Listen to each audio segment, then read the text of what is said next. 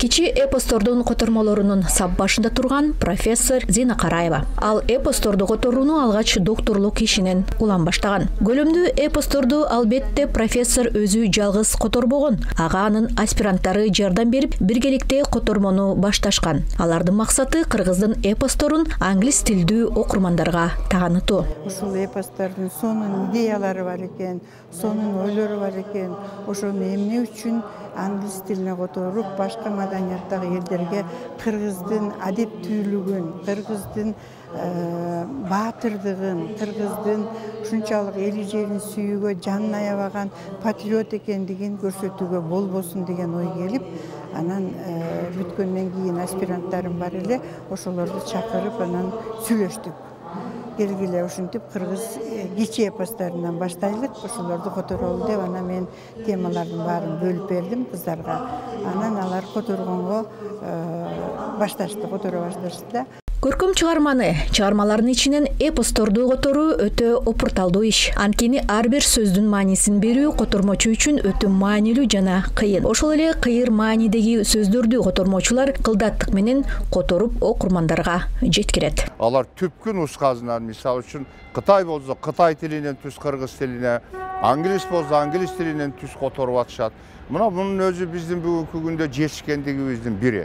Себеби түп нускадан которулган менен башка бир тилдер аркылуу которулганын албетте ортодо айырмасы бар. Котормодо өтө чоң кыйынчылыктар бар. Себеби котормодо ошол котормо аркылуу, ошол тил аркылуу, ошол бир чыгарма аркылуу биз тигил элдин ички жан дүйнөсүн билебиз. Ошону чагылдыра турган сөздөр менен которуш керек. Бир тилден экинчи тилге которгондо аябай бир көркөм тилде айтылган, мисалы кыргыз тилинде сөз азыр котормочулар айтып атат. Англис тилинде которгондо жөнөкөй болуп калып атат дейт. Бул билесиңер да стилистикада денотативдик түз мааниси, анан коннотативдик кыйыр мааниси деген бар да. Ошо сен айтып аткан жана кыйыр маанисиндеги фразеологизмдер, паремиологиялык каражаттар, сөз айкаштары аябай кыйын которушчу. Кээде жок болуп калат, себеби маданият эки башкада. Анда түшүндүрүп берүү, транслитерация, транскрипция деген котормонун бир 40 ыкмасын таап чыккан, мен бардыгын системага салыпчы.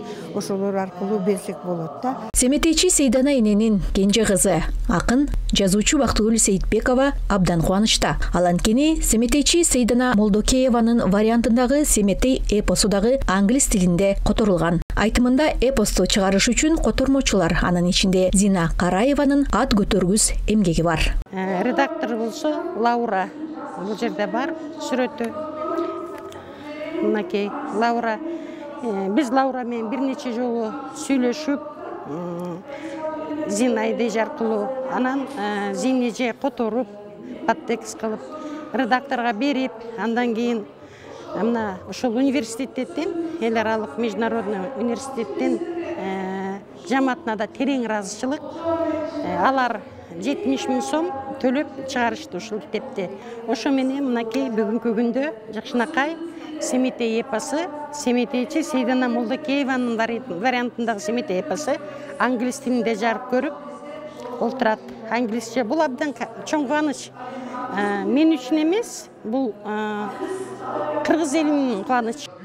Профессор котормочулары менен бүгүнкү күнү Ак мөр, Жаныш байыш, Эртөштүк, Кыз сайкал, Сейтек эпосторунан турган илимий конференция өткөрүштү. Ал эми азыркы тапта Курманбек, Олжобай, Кишимжан, Жаңыл мырза эпосторунун котормолору даяр болуп калганын билдиришти. Бирмече Мукоева, Дилет Алмазбеков, Билим жаңылыктары, Бишкек.